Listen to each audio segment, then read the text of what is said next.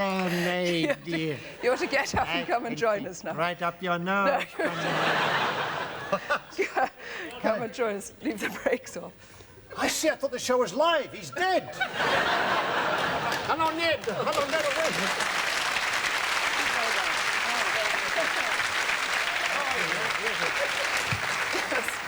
Oh, Terry Wogan, what have they done to you? He's had the operation. Go on, show us. Was it painful? It's fine. Oh, have you got the bits left? How's the wife taking it, Terry? Oh, he'd do anything for publicity, this man. Spike, you know this man. What? I've known him for years. He's frightened of heights. Where did you meet? What? I met him in North Africa. In the middle, we met in the middle. Middle of a battle. Yes. Remember that he was a 7.2 gun howitzer man, weren't you? That's right. And we did gun used pits. bang! But much louder. Bang. Wait, how can you talk with him about? We had some gun pits dug for his lot. Yes. How's the wife taking this, though, Terry? When you say, is it separate beds now? This is the gun store. Who gets the underpants? Who gets the jockey pants? You tell the gun story then. You're taller The than I gun am. store. I've just had a few drinks, that's all. Oh, well done. I have been well done in my time. Anyways, these guns, I'll finish it if it kills me, I'll tell you. These guns were on top of a plateau. We hadn't built the gun pit big enough for it, and they find this guy on a lanyard at night on a bit of rope. And I was in a truck at the bottom of a cliff. Oh, truck. No, near Tukaba. Tukaba, good heavens. And this thing came over the cliff and missed us by a few feet. The gun itself. And I thought, if they're firing guns at it, it's time we packed it in. It's a huge gun. It's a massive gun. Huge. And we didn't know what had happened, you see. All we knew this terrible clatter outside. And there was not a kerfuffle. And then suddenly the flap of the truck opened. And this face appeared and said, anybody seen a gun? And we said, what colour? Yes. That's why I was amazed you didn't get killed, Harry, you know what I mean? He was near. He was very near, yes, we tried, yes. He felt the draft. Were you happy as soldiers? Were you a happy soldier, Spike? I was divinely happy as soldier. He was a good soldier. Was he a good soldier? Yes, I was good. I was a very good soldier, yes. What makes a good soldier? Fear. No, he was a very smart sergeant. I was a very scruffy lance bombardier. Yes. And we finished up in a concert party in Italy, didn't we? That's now, right. what was that? That was the Combined Services Entertainment That's right, Unit. yes. That's right, and we were it. But what, He What was did the you do? combined bit, and I was the service. how did you entertain the troops? What did you do? Well, I should drop my trousers and whistle Ave Maria. He couldn't whistle very well. I don't think I'm going down very well here tonight. I should have stayed home and bottled gooseberries. But we were eventually finished up in CSE, after having done regimental concert parties and things. And this was a programme called Over the Page, wasn't it? The big show called Over the Page. That's right, yes. And we played all the big theatres around Italy. And he was in an act then called the Bill Hall Trio, with a fellow called Bill Hall who played the violin very well. Spike, What were you playing, Spike? guitar. I played the guitar. Guitar, not trumpet. Not trumpet. When did trumpet I played come? the not trumpet. I played the not trumpet, and I played the guitar. And a fellow called Johnny Mulder. I'll be the voice of sanity. Johnny Mulder. That's news to me, brother.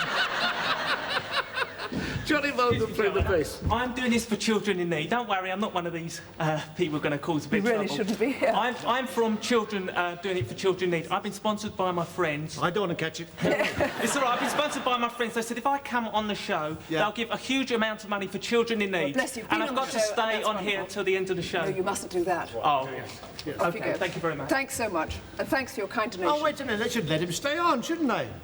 Yeah. It's the dreadful machine. No. It wasn't a machine, it's a television. He's here. He's going to stay. Yes, he's you going to did. stay with us. Yeah. And they're going to give their money. Yeah. See me after the show, Serious. and I'll beat the shit out of you.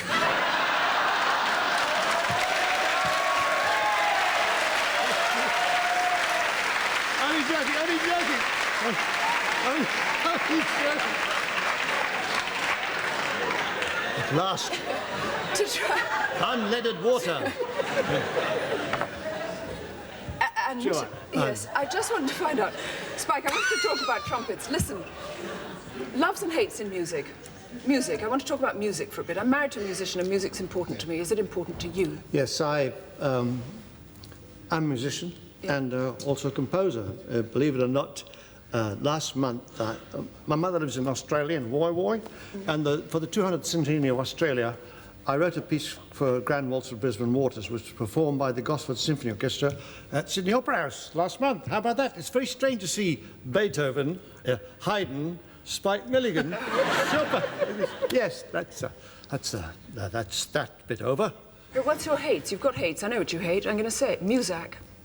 Oh, gosh, it's not music. That's a perversion, isn't it? You know? Well, what is it? It's on everywhere. If you listen, if you're made to hold on a telephone, yes. you get Muzak. They're taking our photograph over there. But I remember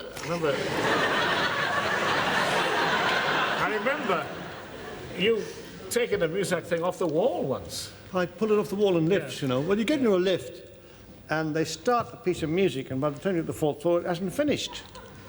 So I just pulled it off the wall, just like this. So.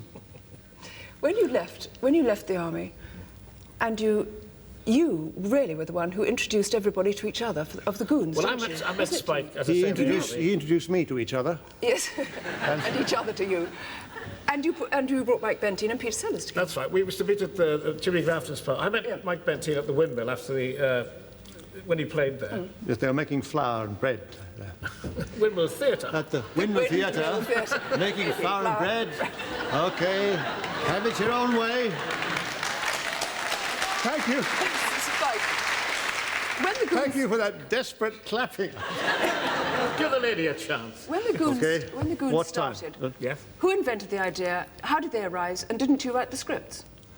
Yes, he did. One part of It started off with we used to meet at Jimmy Grafton's pub down in Westminster and make up things between us. There were four of us, you know, just mucking around. And then the idea came that we should present it as a show. And the idea was taken up by the BBC. We had a pilot show, right? Yes, I was a pilot in RF, and then you were the rear gunner, and this language is so fraught. We had a pilot show. And a pilot everywhere, didn't we? Pat Dixon, that's right, we did. Pilot over here. Did you rehearse, Spike? Did you rehearse the shows? Did you rehearse anything? Well, we used to. Well, there was a lot of ad-libbing, and BBC used to cut everything out that was ad-libbed, and they just left what was in essence. But there's some very, very funny ad-libbing, you know. Who invented the characters? Did you invent the characters, or did you they emerge with their voices too? They happened like childbirth. You never know what was coming next, you know. And it just occurred. I think I saw Harry as the little man of England, you know. I'm on the way, I can fight for England and fight for the Union Jacks and all that. And he's still a bit like that. And then Secombe had, Harry Sellers was very good at well, it just happened. It just happened. The thing was God, this is boring. God, this is boring. Oh, I'm so sorry. Gosh, I'm so sorry. Mike Benteen and Spike had similar ideas together because like suicide. Mike used to throw ideas like sparks on a Catherine wheel, and Peter had all the voices. And it was a great combination, really. It just happened that way. I know it's boring actually talking about things that's always happened. Oh, yes, it is. Stamped. It's very boring. Stamped is the thing. You have to keep on saying it again and again, don't you? I'd like to talk about Hitler's secret laundry list, if you must know. That's what they're talking about, yes. What would you like to talk about? About another minute, I think. Have you been writing letters today, Spike? Yes, I do write letters, yes. I've heard that you write a lot of letters. I was told you write masses of letters. Not really, I sometimes write. It's the last sort of repository of democracy is to write to a newspaper. You wrote to Private Eye and put in an advertisement for a rich widow. Yes, I wanted to meet rich, well-insured widow, intention, murder. And I've had 48 replies. I remember coming to a book launch of yours, which was at the Imperial War Museum, and that book had the most astonishing collection of things that you'd collected over the years, from when you were a soldier as well. You're a terrific collector of things, Spike. Do you hoard things? You'd collected all sorts of lists and tickets from Italy and... Yes, I'm sort of natural archivist, as they say. Do you label them when you get home, or do you remember them all? Oh, yes, I must have files at home, yes. You found a lovely grandfather's mirror. I read that in your book. So amazing, yes, I did, yes. Just you get that? I found a grandfather's mirror. I'm sure you'd all like to make a note of that. They won't You have go to home because tonight. it's all written down. It's just written down. What is a grandfather's mirror? It's a mirror of a grandfather. Oh, ask a silly question. Harry Spike. You've got him on a good day.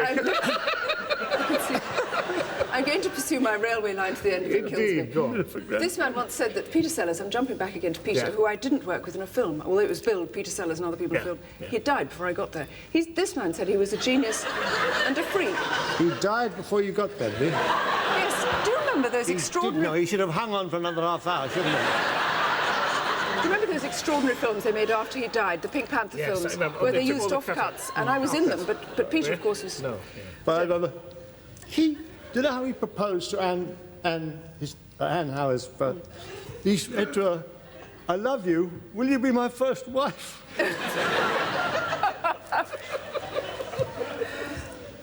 The thing about Peter was that he not only did the voices, but he became the characters. When he stood next to him at the microphone doing the Gold Show, he'd blow himself out for Bloodknock, and he'd cringed for Crumb, and be tiny for Blue Bottle. Absolutely incredible. Wasn't he? How about this? At 3 o'clock one morning, when I was living at Shepherd's Hill, he lived in a flat opposite.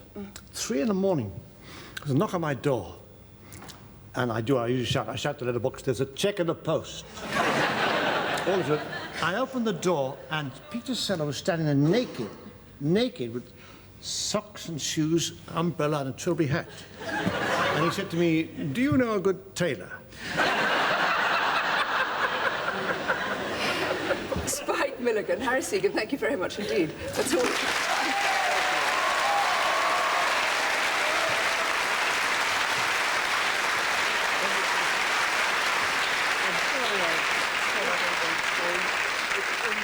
So what's left when you've done Wogan for 2 weeks? You leave the country, particularly after this show, which is what I shall do. Now, the boy is back on Monday with his special guest, Billy Joel. So join him at 7 o'clock. Thank you. Joanna.